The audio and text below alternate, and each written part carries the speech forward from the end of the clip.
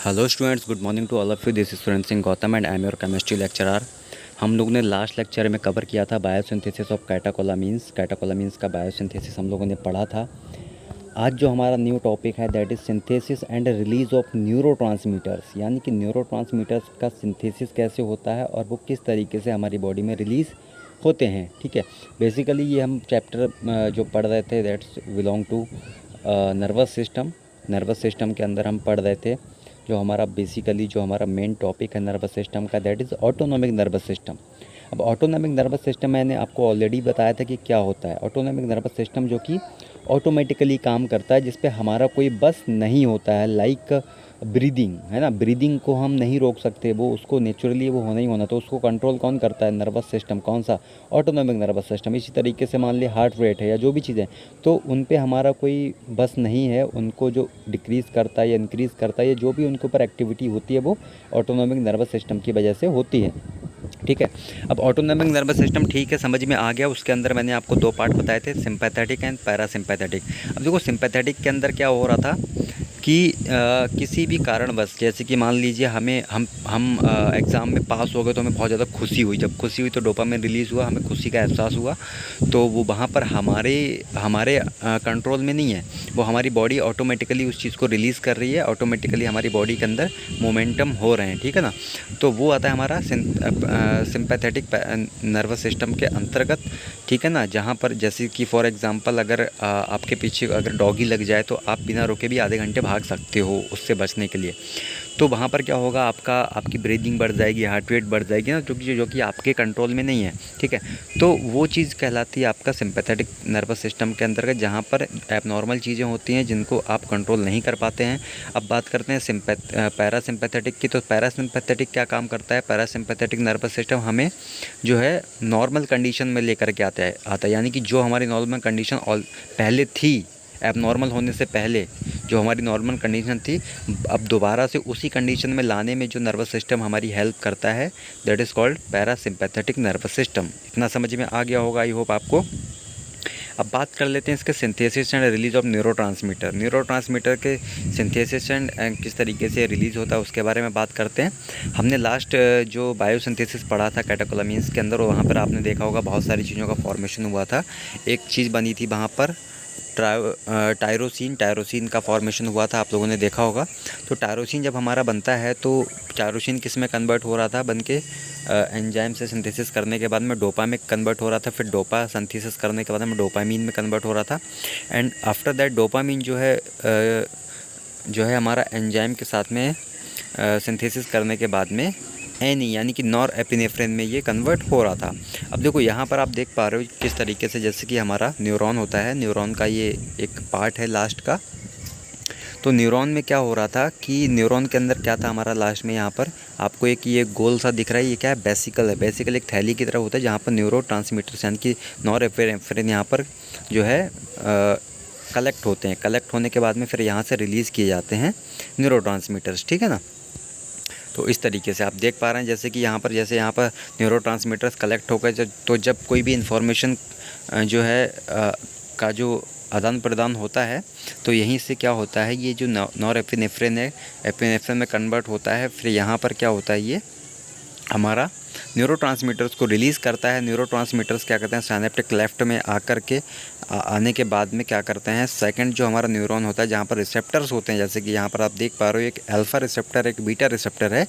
तो ये क्या करते हैं, न्यूरोट्रांसमीटर्स इन रिसेप्टर्स से आकर के बाइंड होते हैं और फिर अपना एक्शन शो करते हैं। ये पूरी यहाँ पर प्रोसेस है कि किस तरीके से ये रिलीज़ होते हैं और किस तरीके से इनकी सिंथेसिस होती है। न्यूरोट्रांसमीटर की सिंथेसिस मैंने आपको बता दी कि किस तरीके से होती है, यहाँ पर आकर के किस तरीके से कलेक्ट होते हैं।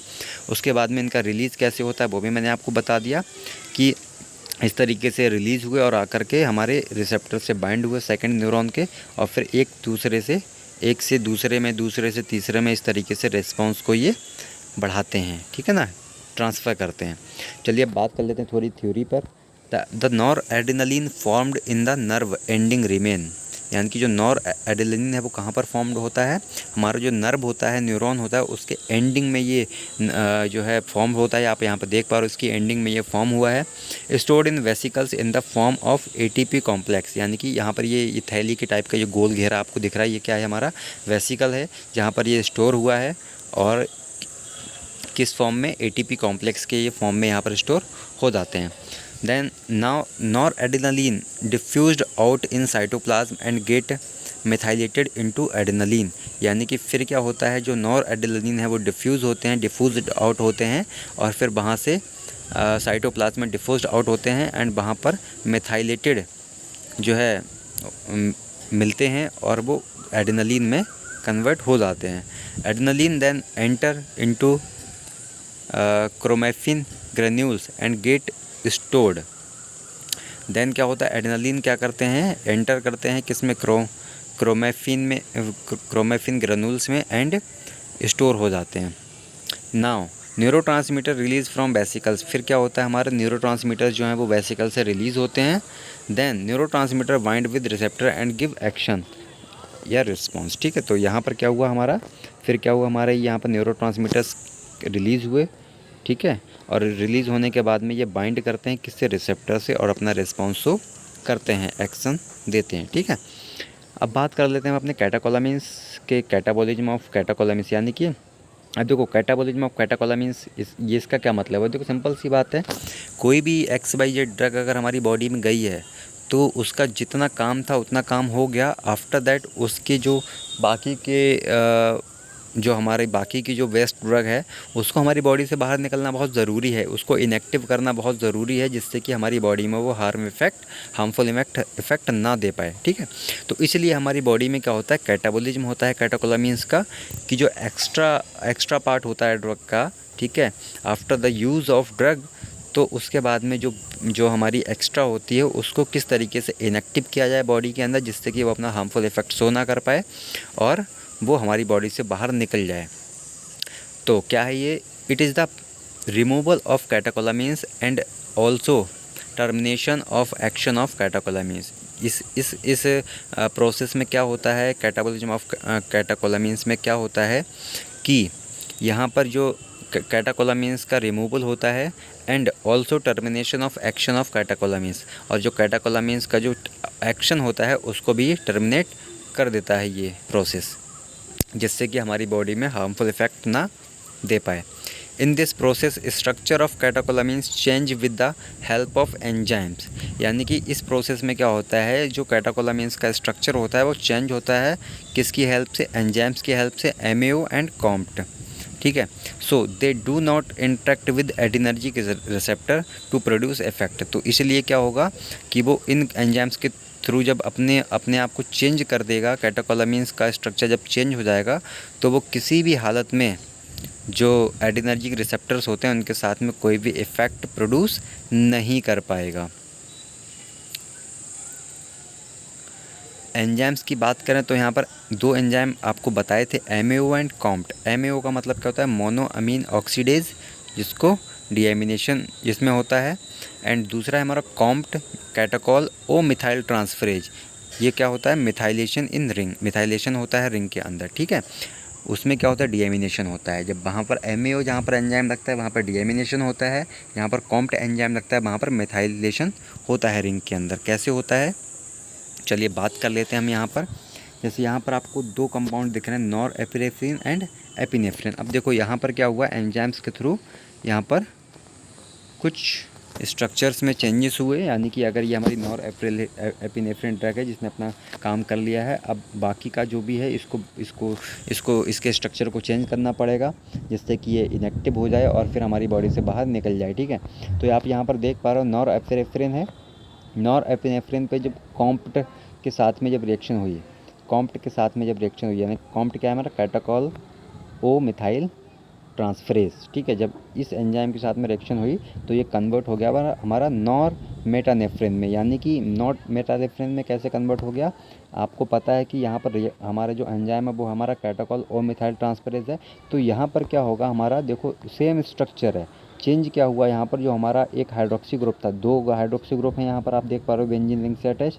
तो एक हाइड्रोक्सी ग्रुप वहाँ से हटा और वहाँ पर अटैच हो गया हमारा OCH3 यानी कि ओ मिथाइल ग्रुप यहाँ पर अटैच हो गया, जैसा कि हमें एंजाइम के नाम से पता चल रहा है, कैटाकोल ओ मिथाइल ट्रांसफरेज, कॉम्प्टी जिसको हम बोलते हैं। तो वहाँ पर क्या हुआ, हमारा ओ मिथाइल ग्रुप अटैच हुआ और जिससे कि हमारा ये कन्वर्ट हो गया नॉर मेटानेफ्रिन में, ठीक है ना। इसी तरीके से जब इसके साथ में जब हमारा MAO बाइंड होता है, ये जब MAO एंजाइम जब रिएक्शन करता है तो ये कन्वर्ट हो जाता है। MAO क्या करता है, हमारा NH3 जो हमारा NH2 सॉरी जो हमारा अमीन ग्रुप है उसको रिमूव कर देता है और एल्डिहाइड ग्रुप यहाँ पर लग जाता है, ठीक है। तो MAO क्या करेगा, यहाँ पर कन्वर्ट कर देगा नॉरएपिनेफ्रिन को 3,4 डाई हाइड्रोक्सी फिनाइल ग्लाइकोएल्डिहाइड में, यानी कि यहाँ पर आप देख पा रहे हो 3,4, यानी कि अगर हम यहाँ पे CH लगा, यहाँ से काउंटिंग करें तो 1 2 3 और 4, 3 4 जो है पोजीशन पे लगा हुआ है हमारा डाई हाइड्रोक्सी, 2 हाइड्रोक्सी ग्रुप लगे हुए हैं और बाकी का हमारा क्या है, फिनाइल ग्लाइकोएल्डिहाइड, ठीक है। तो ये किस में कन्वर्ट हो गया, हमारा 3,4 हाइड्रोक्सी फिनाइल ग्लाइकोएल्डिहाइड में कन्वर्ट हो गया। इसी तरीके से हमारा एपिनेफ्रिन है, ठीक है। अब देखो यहाँ पर आपको इतनी तो बात पता ही होगी, जो नॉर एपिनेफ्रिन होता है वो क्या होता है, नॉन एडिनर्जिक होता है। जो हमारा एपिनेफ्रिन होता है वो उसको हम एडिनर्जिक बोलते हैं, ठीक है। तो एपिनेफ्रिन में क्या होगा, देखो एपिनेफ्रिन का स्ट्रक्चर है यहाँ पर आप देख पा रहे हो, जब ये MAO के साथ में करेगा रिएक्शन, MAO एंजाइम के साथ में जब रिएक्शन करेगा, है ना, तो ये कन्वर्ट हो जाएगा वही सेम टू सेम किसमें, 3,4 डाई हाइड्रोक्सी फिनाइल ग्लाइकोएल्डिहाइड में कन्वर्ट हो जाएगा। ये वही काम करेगा फिर से कि क्या करेगा, हमारा जो है NH ग्रुप को यहाँ से हटा देगा, है ना, अमीन ग्रुप को यहाँ से हटा करके एल्डिहाइड ग्रुप अटैच होगा और ये हमारा 3,4 डाईहाइड्रोक्सी फिनाइल ग्लाइकोएल्डिहाइड में कन्वर्ट हो जाएगा। इसी तरीके से अगर यहाँ पर कॉम्प्ट एंजाइम जब अपना रिएक्शन करता है, कॉम्प्ट एंजाइम के साथ में जब एपिनेफ्रिन रिएक्शन करेगा तो ये कन्वर्ट हो जाएगा, हमारा वही सेम टू सेम स्ट्रक्चर रहेगा। मैंने आपको बताया यहाँ पर जो 2 हाइड्रोक्सी ग्रुप थे वहाँ पर एक हाइड्रोक्सी ग्रुप हट करके हमारा ओ मिथाइल ग्रुप अटैच हो जाएगा, यानी कि OCH3 जब यहाँ पे फॉर्म हुआ तो ये कन्वर्ट हो गया एपिनेफ्रिन से मेटानेफ्रिन में। देखो नाम बहुत आसान है, नॉर एपिनेफ्रिन में कन्वर्ट हुआ था नॉर मेटानेफ्रिन, यानी कि मिथाइल ग्रुप लग गया तो मेटानेफ्रिन, ठीक है। ऐसे ही हमारा जो है एपिनेफ्रिन से मेटानेफ्रिन में कन्वर्ट हो गया, वही चीज़ है। देखो नॉर में नॉर लग गया और जो एपिनेफ्रिन खाली उसको खाली मेटानेफ्रिन हो गया, क्लियर है ना। अब फर्दर अगर हम देखें इन तीनों के स्ट्रक्चर चेंज हो चुके हैं, यानी कि इनका ये इनएक्टिव हो चुके हैं, इनका रिस्पॉन्स बॉडी में शो नहीं होगा। अब अगर फर्दर जब इन दोनों के साथ में नॉर मेटानेफ्रिन एंड मेटानेफ्रिन के साथ में फर्दर MAO एंजाइम जब रिएक्ट करता है तो ये कन्वर्ट होता है हमारा 4 हाइड्रोक्सी 3 मिथॉक्सी फिनाइल ग्लाइकोएल्डिहाइड में ये कन्वर्ट हो जाता है, ठीक है ना। ये किस में कन्वर्ट हो जाता है हमारा, यहाँ पर फिर से वही NH ग्रुप यहाँ से हट जाते हैं, NH ग्रुप यहाँ से हट जाते हैं और ये हमारा इस तरीके से फॉर्म हो जाता है, यानी कि अमीन ग्रुप यहाँ से जो है एलिमिनेट हो जाते हैं और फिर ये हमारा 4 हाइड्रोक्सी यानी कि 4 पोजीशन पे हमारा हाइड्रोक्सी ग्रुप लगा हुआ है, 3 पोजीशन पे हमारा मिथॉक्सी ग्रुप लगा हुआ है। जहाँ पर आपको CH जिस बॉन्ड पे CH है वहाँ से आप काउंट करो, देखो ऊपर की तरफ से, तो 1 2 3 पोजीशन पे मिथॉक्सी एंड 4 पोजीशन पे हाइड्रोक्सी ग्रुप लगा हुआ है। तो 4 हाइड्रोक्सी 3 मिथॉक्सी फिनाइल ग्लाइकोएल्डिहाइड, बाकी का वही सेम स्ट्रक्चर है, तो वही फिनाइल ग्लाइकोएल्डिहाइड हमारा ये हो गया, ठीक है। तो इस तरीके से क्या होता है, हमारे स्ट्रक्चर्स में चेंजेस होते हैं। जब स्ट्रक्चर में चेंजेस होते हैं तो सिंपल सी बात है, अगर आप गोल रिसेप्टर में चौकोर ड्रग दोगे तो शायद सिंपल सी बात है कि वो उसमें फ़िट नहीं बैठेगी। जब नहीं फ़िट बैठेगी तो सिंपल सी बात आप खुद समझदार हैं कि कोई भी एक्शन शो नहीं होगा। स्ट्रक्चर बहुत मैटर करते हैं रिसेप्टर एंड ड्रग का, किसी भी ड्रग एंड रिसेप्टर का स्ट्रक्चर बहुत ही ज़्यादा मायने रखता है उसके जो है बायोलॉजिकल एक्टिविटी के लिए, ठीक है ना। तो जैसे कि मैंने आपको बताया, ठीक है, अगर मान लीजिए तिकोना किसी का रिसेप्टर का स्ट्रक्चर है और वहाँ पर आप डाल रहे हो कोई गोल चीज़, तो सिंपल सी बात है नहीं फिट बैठेगी। जब फिट नहीं बैठेगी, स्ट्रक्चर चेंज होगा, तो सिंपल सी बात है कोई भी इफेक्ट भी शो नहीं होगा। आई होप कि इतना आपको बहुत अच्छे से समझ में आया होगा। अब बात कर लेते हैं adrenergic receptor and there distribution, उसके रिसेप्टर की एंड डिस्ट्रीब्यूशन की। तो एडिनर्जिक रिसेप्टर कौन कौन से होते हैं, बात कर लेते हैं। Adrenergic receptor are those receptor in which adrenergic drugs and neurotransmitter will bind directly to induce various actions and responses. यानी कि एडिनर्जिक रिसेप्टर वो रिसेप्टर्स होते हैं जो कि जो एडिनर्जिक ड्रग्स होती हैं उनको वाइंड करते हैं directly and induce various actions को जो है इंड्यूस करते हैं। ठीक है। Adrenergic receptors are membrane bound G protein coupled receptor. ठीक है। These are classified into 2 types. अब देखो ये जो रिसेप्टर्स होते हैं हमारे एडिनर्जिक रिसेप्टर, ये 2 टाइप्स के होते हैं, alpha receptor and beta receptor. जो हमारे अल्फ़ा रिसेप्टर होते हैं वो 2 तरीके के होते हैं, alpha 1 and alpha 2। Beta receptor हमारे 3 तरह के होते हैं, बीटा 1, बीटा 2 एंड बीटा 3। ठीक है। सो आई थिंक मुझे लगता है कि हमारी वीडियो काफ़ी लंबी हो चुकी है, तो आज के लिए इतना ही काफ़ी। कल हम आगे का जो है कवर करेंगे, synthesis and release of neurotransmitter. I hope कि आप लोगों को बहुत अच्छे से समझ में आया होगा। अगर कोई प्रॉब्लम होती तो आप मुझे डायरेक्टली पूछ सकते हैं। Thank you so much. कल फिर मिलेंगे नए टॉपिक के साथ में, तब तक के लिए टेक केयर, बाय बाय।